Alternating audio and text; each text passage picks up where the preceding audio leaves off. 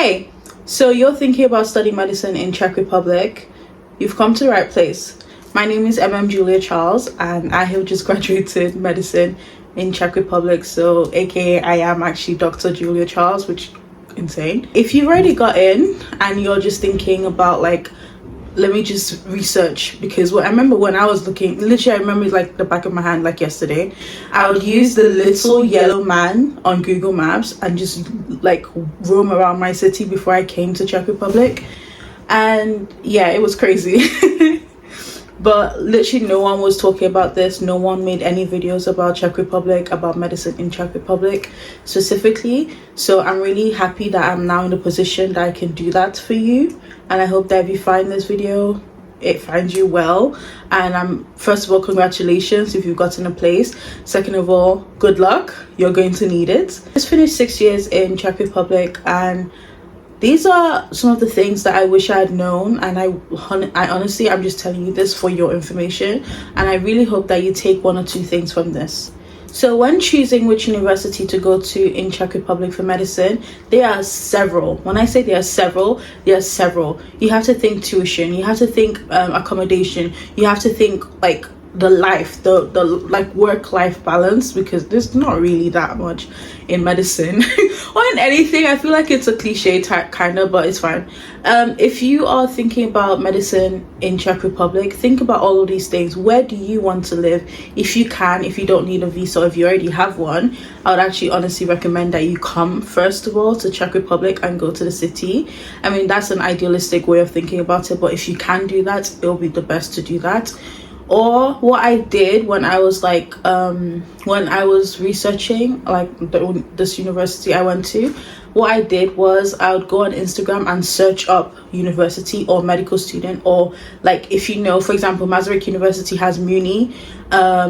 If you know, like, I think Pulaski has UPOL. So if you search up these things on Instagram, some students like to put the abbreviation of the university on their on their bios. So if you search up MuniMed or UPOL, a student's name is going to come up on Instagram. Personally, I don't know why people do that, because safety. But if you want to do that, and if you want to search up like which universities people go to, you can do that, and I'm sure you'll find a student that is willing to talk to you.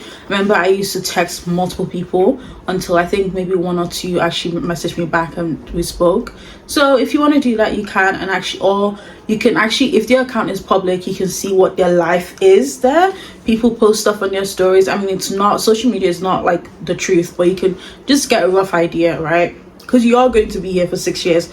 Hopefully you pass everything and you get to graduation, but you are going to be here for 6 years. So you need to know where you're going. For example, if you want to go to Prague, I'm going to be reading off of this because it's actually like, this is perfect for me. So I'm going to be reading off of this sometimes. So Prague has more name recognition. It's more like, it's busy, it's lively. Just think a big European city. That's what Prague is. It's always, I feel like there's always something happening in Prague. The same thing, actually no, I think Prague is the best option to even, if you're someone that likes like out, if you want to be out there, if you want to be doing things, if you want to, it's probably even easier to find jobs there too if you want one. So yeah, we're gonna have to talk about jobs later. So if you go to Prague, it's more lively, more touristy. It's literally it's the capital of Czech Republic, so it's going to be more expensive. I mean, the fees already are expensive, so you already have kind of an idea of what you're signing up for. But if you go to a smaller university, it's going to be a smaller city or a school that has like smaller classes. It's going to be less expensive. It's more like in depth, kind of like, it's more one-on-one kind of, and you're like, it's just easier to not get lost in like in everything, basically, because again, you're in a new country, foreign country, you most likely don't know the language. It's just, you just pick what's best for you. Like I said, don't choose based on vibes. Don't do that. Don't choose based on like aesthetics or anything. Choose based on tuition, the language. Like, it's obviously going to be in English. You're paying for it to be in English, so it's obviously going to be in English. The living cost, the school culture, is there activities to do as English students? Because in my university there wasn't, like, honestly, there wasn't really that what am I even saying? It wasn't that much, right? So our little thing of giving back to the English student community there is we created a small like group slash an association now, and this is, I think, is going to go live at some point, but this small group is going to help new students, and we want it to be something that there's always something to do for the English students, because sometimes, again, language barrier, when you go to some of the events that are put on by Czech students, they're shy, and it's really sad. Like sometimes they're a bit shy to speak, and I mean, like every time they're like, oh, I'm sorry about my bad English. Even teachers say that, oh, I'm sorry about my bad English. I'm like, you're probably the best English speaking person I've met here. And it's, yeah, anyway. I personally only applied to 3 out of the 9 medical schools because cost mattered to me and my family. If your parents are helping you, you want to be mindful of that. I always say this. I've had conversations with administration in my university, and I have basically said before that people are not making decisions on their own. People are making decisions with their family and their bank accounts. Like, no one is going to know. I mean, if you've got it like that, you can do that. But no one is saying, I want to go to this university, and then that's what's happening. Everyone has to go through a process. You apply, you look at the cost, you look at this. Okay, can we afford it? And if we can afford it, yes, we'll go for that. So you have to think about all of these things when you're picking your school. So let's talk money and the cost of living. So living abroad is not just about the tuition.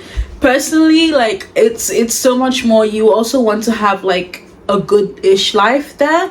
And I mean, first of all, Czech Republic is everyone has this argument about whether it's in Eastern Europe or not. It's east of Europe. It's like central east of Europe. So there's like Czech Republic, there's there's Czech Republic, there's Poland, there's like Slovakia, there's Austria, and then there's what's this country, Germany. So it's central-ish of Europe. So it's going to be less expensive than, for example, if we say Paris. So it's going to be less expensive than, for example, London. So, but it's still going to be expensive. Like if you're coming to Czech Republic, you're probably coming because it's low. It's not as expensive as your own country. So you have to think about these things. Rent, my personal rent for the first 3 years before I moved into a flat was £290. And that slowly increased, and also, like I said, I moved into a flat. When I moved into a flat, it was like 350 something or 70 something, and then it just gradually went up to, I think the total I paid was like 400 and something I think that was my last thingy. Sharing a flat is much cheaper than sharing a flat is probably cheaper than dorms sometimes, but dorms can be very, very cheap. The only thing with dorms is you're going to be sharing the kitchen with probably the entire flat, and you might have enough space. I mean, as a student, do you need that much space? I did.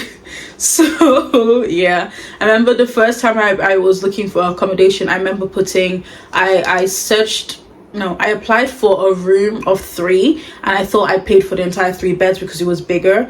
And honestly, one of the accommodations I stayed in, you have like this high fridge for the entire flat. So my first flat, or my first room, my first dorm, I had this much like of a fridge, no freezer. I mean, there was a freezer, but would you even call that a freezer?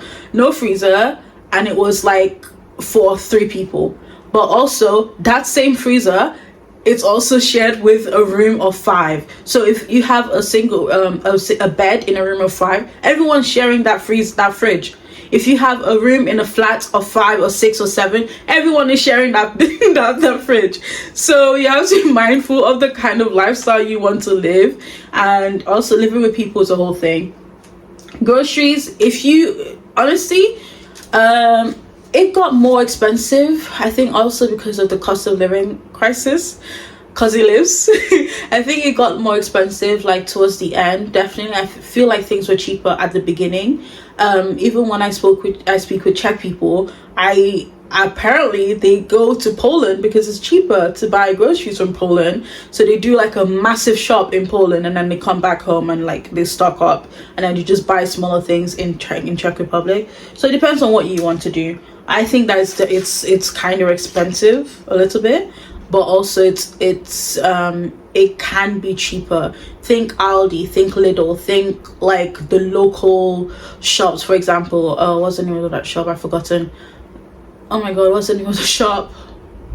Oh, I have forgotten. I don't remember. Okay.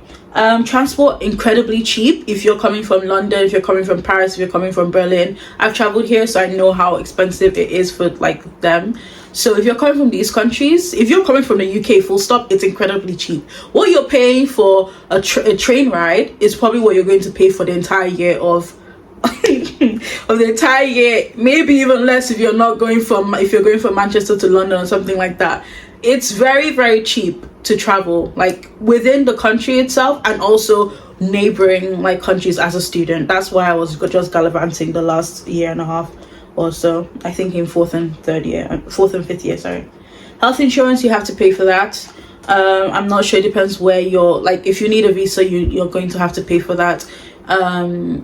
Also, I think maybe depends where you find it, so it might depend. I don't know how much it is, because I think I had the e-hit card, so I never paid for health insurance. So yeah, so there's some hidden costs as well. There's like visa renewal fees. There's paperwork with translation if you need that. Unexpected stuff, like I lost my keys twice and I had to pay £180 each time to get that like changed.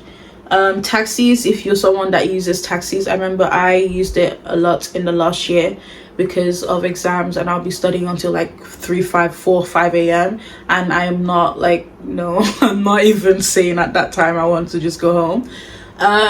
Another thing that's in part of money, can you work in medical school?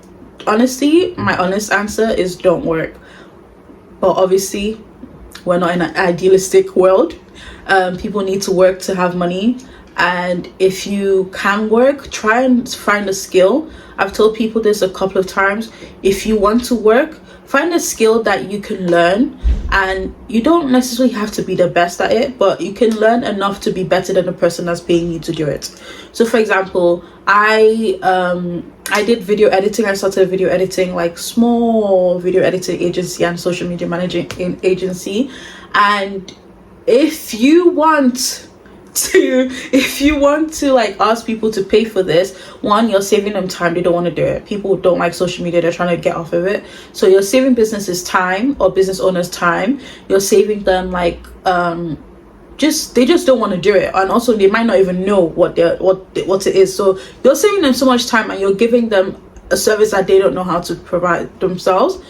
So what I would say is make sure you learn a skill. For example, like this summer, like if you're going to watch this before you start medical school in September or in October, whenever you start, learn something that you can charge for and you can decide how much you work. Because if you do that, honestly, when I think back, I don't know if I wish I did video editing from first year.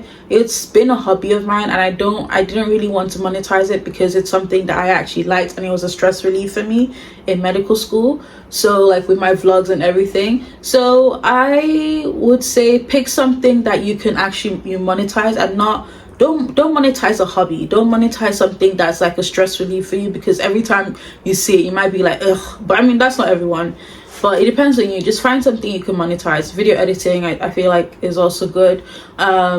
Translation services, oh my god, translation services. Teaching English. Okay, we have to talk about jobs. All right, let's just go directly into jobs. So let's talk about jobs and everything I worked as in medical school. First year I didn't work. I sold food. So first 2 years I was selling food. If anyone wanted like African food, Nigerian food, rice and stew, like a little bit of home, I would make food and sell.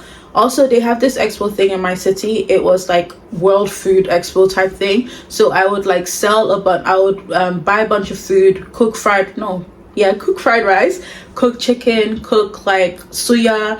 I would make all of these things, and then I would like display it, and people would buy for dead cheap. But I think each time I probably made about 150 to 200 pounds.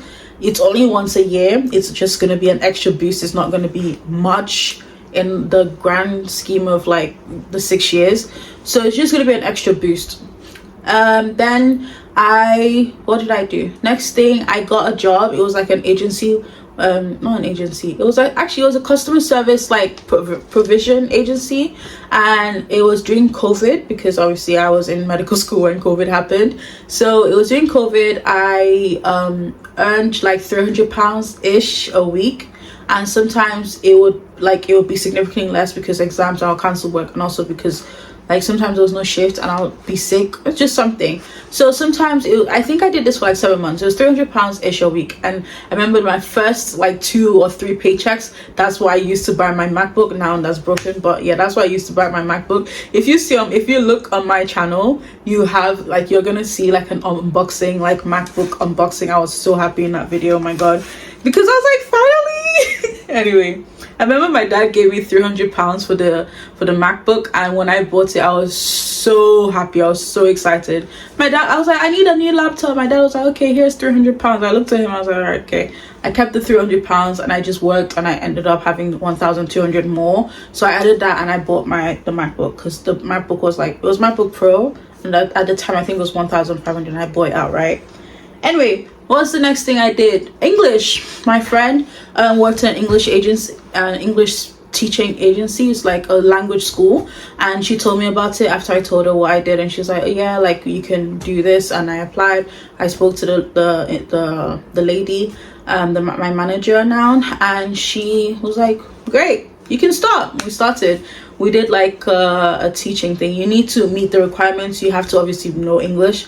Second, you have to do an interview. Third, you have to have the right to work in Czech Republic because of tax purposes. And yeah, what else did I do? Obviously, I tried modeling. I went to Prague a couple of times. Was I scouted? I feel like I was scouted, but then I never booked any work because Prague was like 3.5 hours away from me, and I was like, I'm not going to do that. So I just never really worked that. What else did I do? Oh my god, also there's a medical consulting agency. I mean, I think they've closed now, I'm not sure, but I used to work there on the website, and I would like edit, like I would make blogs for their website. So that's what I did. What else? And obviously the last year I was doing the video editing. And yeah, places to find flats: S Reality, Facebook Market, Marketplace, the actual school website. They're gonna have the dorms on there. Flatio, I think. Expats.cz. Oh my god, there's so many. I can't think of it. If I have any more, I'll put in the description. You can actually find it yourself, honestly. How medical school actually works. So the first 3 years is preclinical, the last 3 years is clinical. The first 3 years in most universities in Czech Republic, you're just going to be sitting in a classroom and learning. However, I think in the 3rd year there's going to be something called nursing practice, and there's also going to be something called, I think either 2nd or 3rd year, there's something called internal propedeutics. And internal propedeutics is basically you're just learning how to take a patient's history. So that's what it was. So those are the 2 times I was in the hospital, obviously as well for biochemistry. First 3 years, anatomy, physiology, chemistry, biology, biophysics, what else could I think of? Psychology. I think psychology was 3rd or 4th year. And then the last 4 years, all your subjects, all your clinical subjects: pathology, pathophysiology, pharmacology is like 3rd year. These subjects are just the 3 P's I just mentioned in 3rd year. And then from 4th year to the end, gynecology, pediatrics, ENT, neurology, neurosurgery, surgery, so many things, gastroenterology, so many things. Like, it's, yeah, so many things. And then you take the 6 or 5 state exams: surgery, obs and gynae, pediatrics, internal medicine, and medical law, public health, all of that. So how are the exams done? Mainly the exams are oral exams. In some universities there's like the written, and it's the credit test would be the written, and then if you pass that, you do the final, which is an oral exam usually. And what else? The final, like to end the subject, is usually an oral exam. For pathology, oh my god, pathology was a lot. We had the written exam, we had the practical exam, we had the practical as in microscopes, and then we had, oh my god, histology in preclinicals too. We had, wait, hold on, let me start again. Pathology, we had the written exam, we had the practical as in pathophysiology, looking at the like a a slide and saying, okay, this is adenocarcinoma. And then we had the autopsy, and then we had the oral exam. Anatomy exam was the written, the practical, and then the oral exam. And some of these exams are actually quite strict. You have to pass each step until you get to the next part. So I remember for anatomy, if you pass the written, you get to the practical. If you pass the practical, you get to the oral. At any point here before the oral, you fail, you have to start again. It is yeah. You can do it. I mean, I'm here. I've done it. You can you can do it, honestly. Some professors are supportive, some may not be supportive. Honestly, like you will be learning most of the things yourself, so just get that straight into your head. First, let me just tell you that you're going to be learning a lot of things yourself. You and your classmates will be learning stuff together, so you have to be more proactive, I would say. I remember for like 4th and 5th year, the girls in my class, like some of us, I think 4 of us, what we did was, for example, if we had neurology, if we had anesthesiology, if we had I can actually show you examples of what we did. Hopefully I'll put it here on the screen. So we had these subjects. What we did was that we would create the questions. We'll get like 40 questions. For example, anesthesiology, we'll get ALS, we'll have like airway management, we'll have anesthesia, like actually the medication used in anesthesia. So we would have this pain management. So we would have these questions, and then we split it amongst ourselves, and then we answer the questions, because our exams are oral exams. So you have to be able to define it, name the risk factors, name what drugs are used, what's the mechanics. Oh my God, what are the mechanisms of action? You have to be able to be systematic, and I feel like during my studies I was able to be systematic in my revision process. But actually speaking to the teacher, oh my God, I don't know why I had so much anxiety. Like my preparation sometimes, I mean, it wasn't always the best, honestly. It was like 80%, 70% sometimes, and honestly God was the remaining 20. I swear to God. Like sometimes I would be sick and there's still an exam, I don't want to register, and then like delay holidays, so many things, right?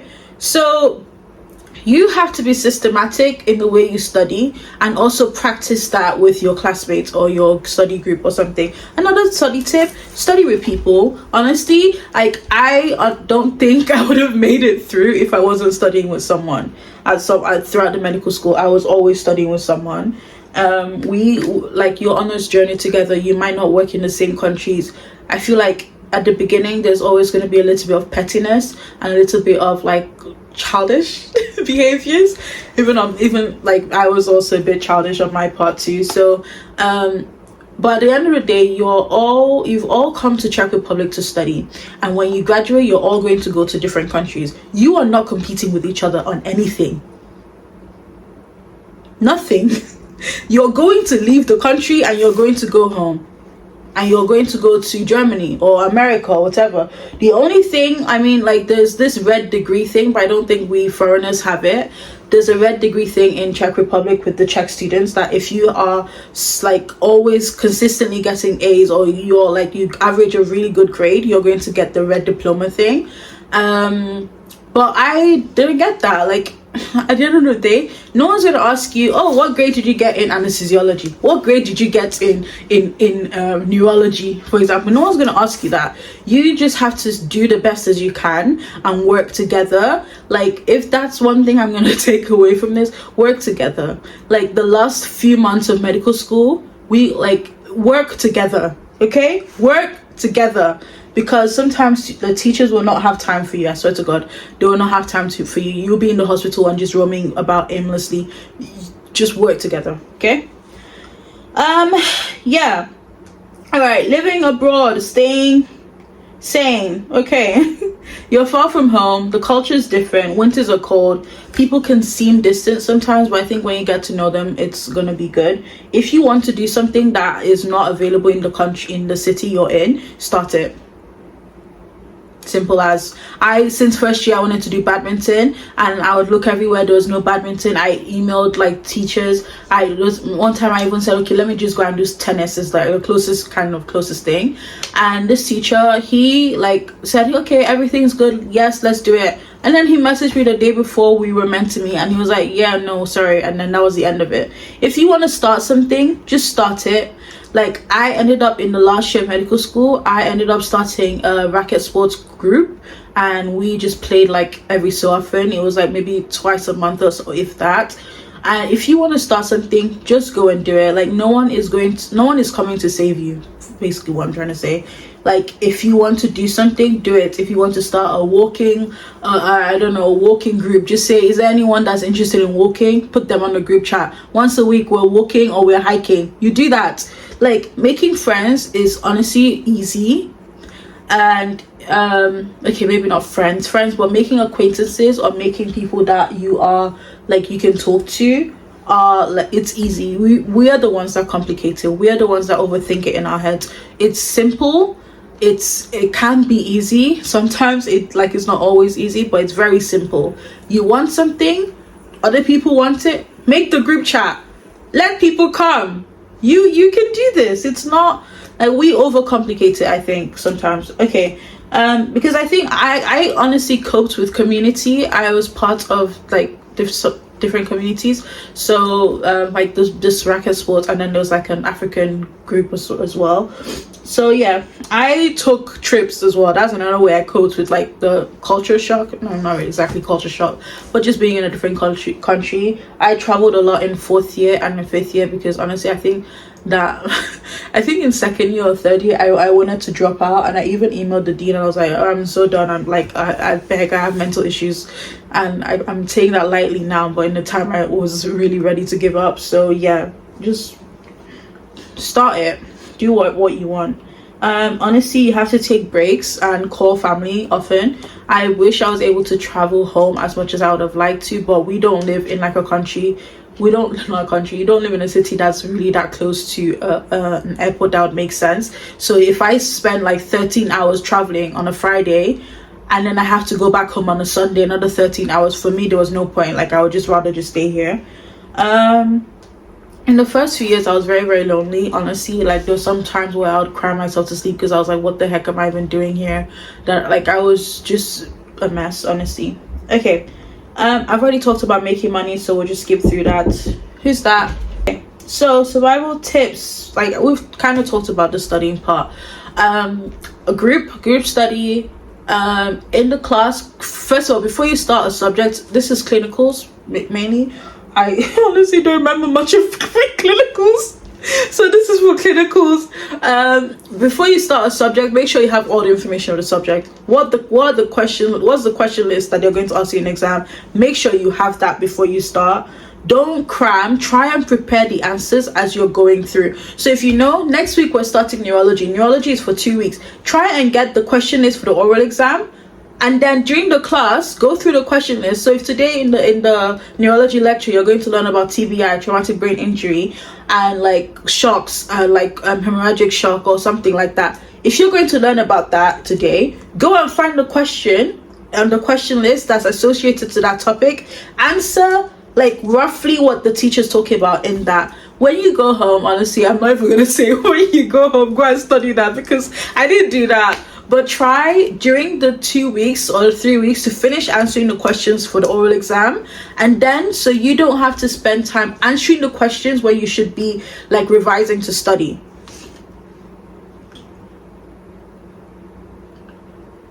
You get it? Okay.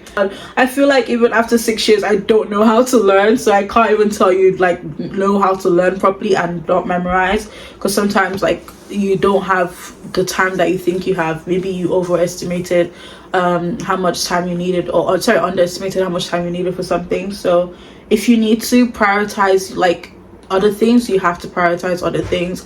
I've talked about it before, how I used to hire a cleaner to help me clean my flat. This is because personally I hate cleaning, and second of all, because I hate cleaning, like it gets to a point, and when you're trying to study and being in a messy flat is not always ideal.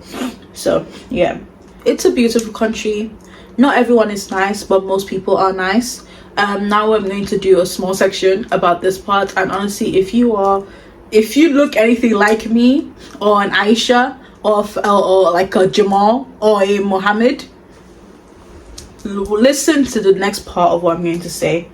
It's such an important topic, and I think that if you come to this country or Poland or Hungary or anywhere else and these things happen to you, I don't want you to gaslight yourself to make yourself think that it's not happening, because it is happening. I know this is not just my story. Like some of the examples I'm going to tell you are things that it's not just me, it's happened to. People have told me that this has happened to them. I remember I was talking to someone and he told me that his classmates asked him for the N-word pass. What the frick? His classmates. This is going to be a future doctor.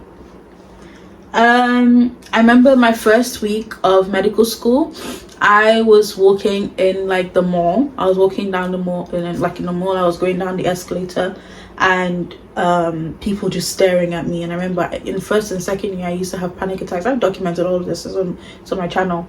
I used to have panic attacks. It was so bad. Honestly, my panic attacks were so bad.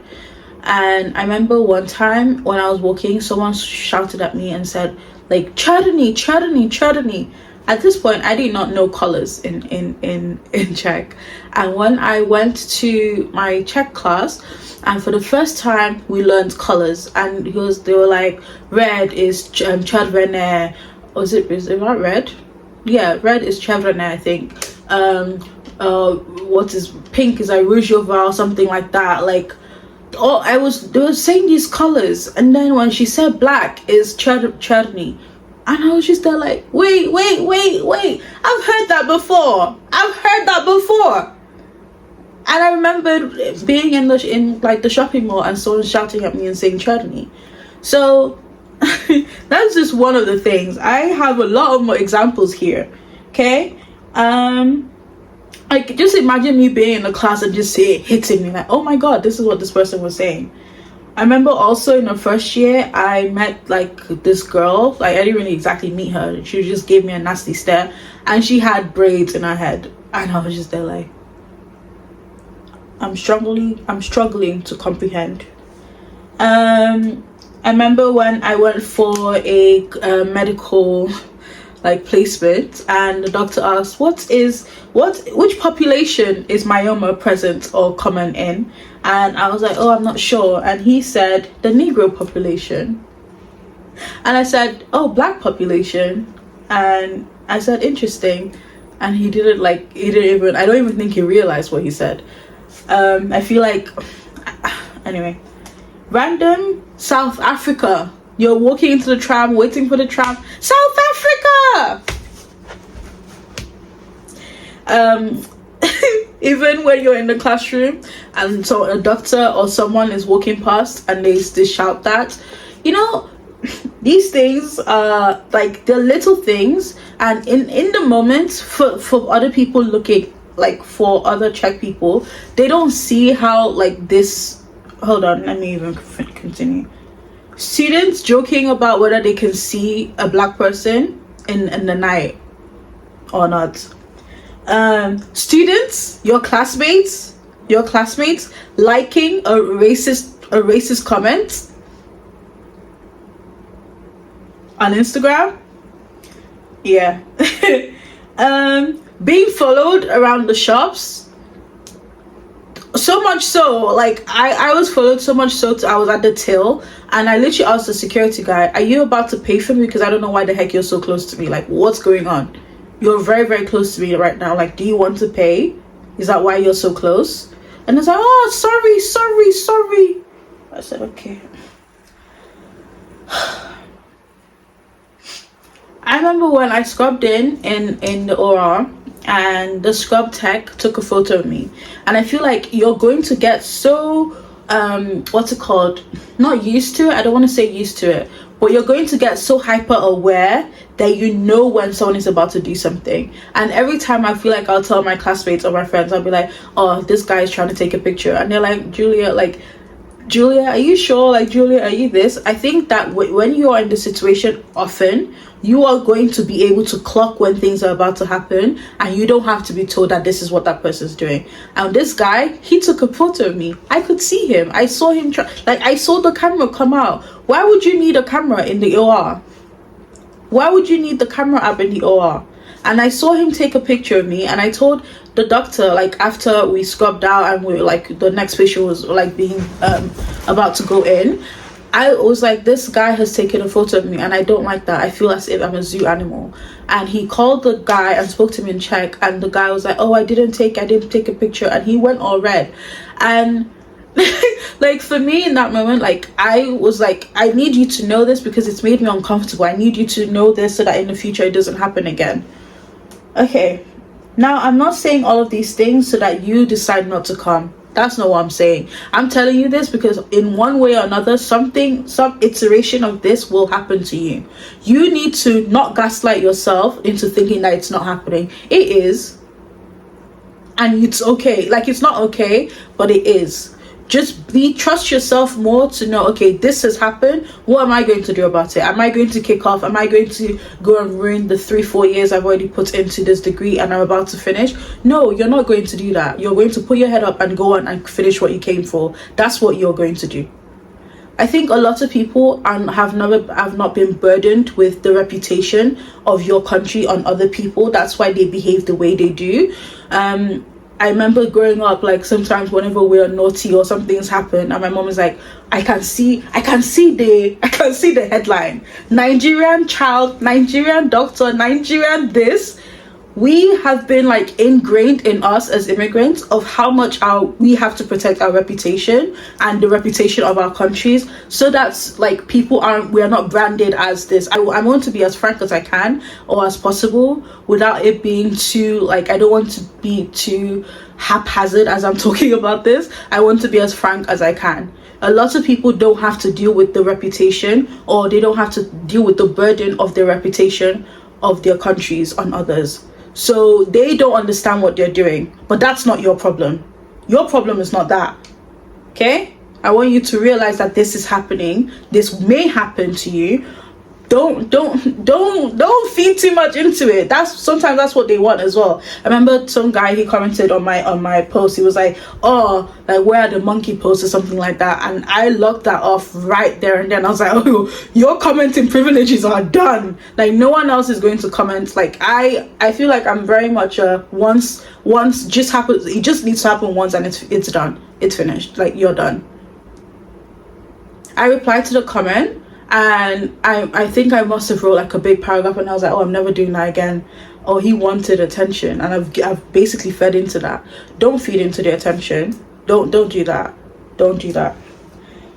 Anyway, there's so much, I feel like there's so much I could say, and I don't want you to I don't want to be here and tell you, oh yes, don't come to Czech Republic, oh don't come and do that. I feel like there are really nice people here. I have met more nice people than I have met the others. So, like, even when people say that the old people are very racist, I've met more like cute old people.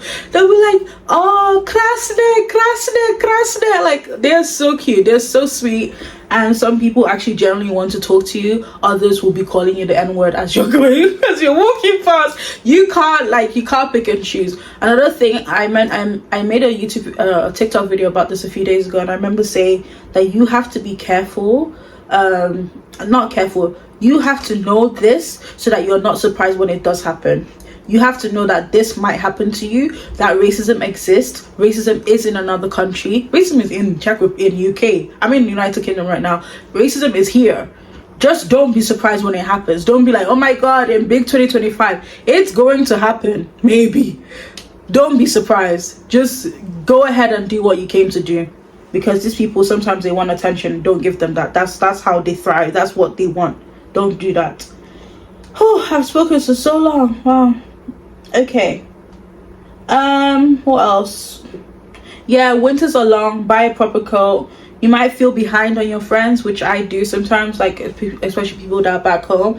Also, if you care about those relationships, try to maintain those. I remember I've lost a couple of my friendships since being in Czech Republic because, again, there's just so many things. COVID happened, even them as well, like, their lives was also going on. Anyway, the growth is real. I left home at 19 and I'm back at 24 as a doctor. I would just thank God. I have the stories, I have strength, and I didn't even realize that I could be this person. So yeah. Anyway, if you're going to study medicine here, I want you to know this. You're going to be confused. You're going to be sad. You're going to be like, what the heck am I doing? You're going to be so many things, but don't worry, you're going to be okay. You're going to thrive. You're not going to do it alone, because like I said, you're going to band together with your classmates and you're going to do this together. If you have any questions, please drop them in the comments. I'll try to reply or make another video. And if you want personal help, like you want me to talk to you and your family, if you want me to help you to choose the right school and understand like some of the application processes, or just knowing like what you need here and there, I do private consulting. And I've done this like a couple of times as well with other people. I don't really like to talk about it, but I feel like now that I'm here, I'm done now. If you want me to talk about anything specific, I think going forward over the next few months, I'm not going to really be making these videos again. So I've told you everything that I know. There's so many things on my account like you can go and find. If you want to know my personal day-to-day, there are things that you can find. But if you want someone to basically hold your hand or talk to your families and just ease your mind a little bit, let me know. And I'm gonna leave my email in the comments, and also I'm going to leave like a Calendly link or something. And it's not free, but it's also not expensive. So just, yeah, let me know, because I am doing other things now, and if you want me to take out the time to speak to you and your families, I feel like I should be compensated. Not really compensated, but it's time is money, okay? But yeah, just DM me on Instagram, or just check the description in the in this video. Anyway, oh my god, that was so long. I only wanted this to be a 25-minute video, but it was so long. I hope I've been able to talk to you and the other people. Maybe if you're currently studying in Czech Republic right now, maybe it's not medicine, maybe it's something else, put in the comments. And if you are looking to come here to apply, or you've already applied, you know where you're going, put in the comments. Let me know what your fears are. Tell me what you want me to do, like video wise or anything, and I'll try to do that for you. And also another thing, make sure you have good study spots. Like mine were cafes. In the last year I found like a 24/7 co-working space that I really liked. So try and find good working spaces, because you're going to be studying a lot. But anyway, I'll see you guys in my next video. I don't know when that's gonna be, but at some point. My name is Dr. Julia Charles, and I'll see you guys next time. Bye. Also, this is my handle. If you want to follow me anywhere else, it's Julia Charles, but the U in Julia is a V. And I'll see you guys next time. Bye.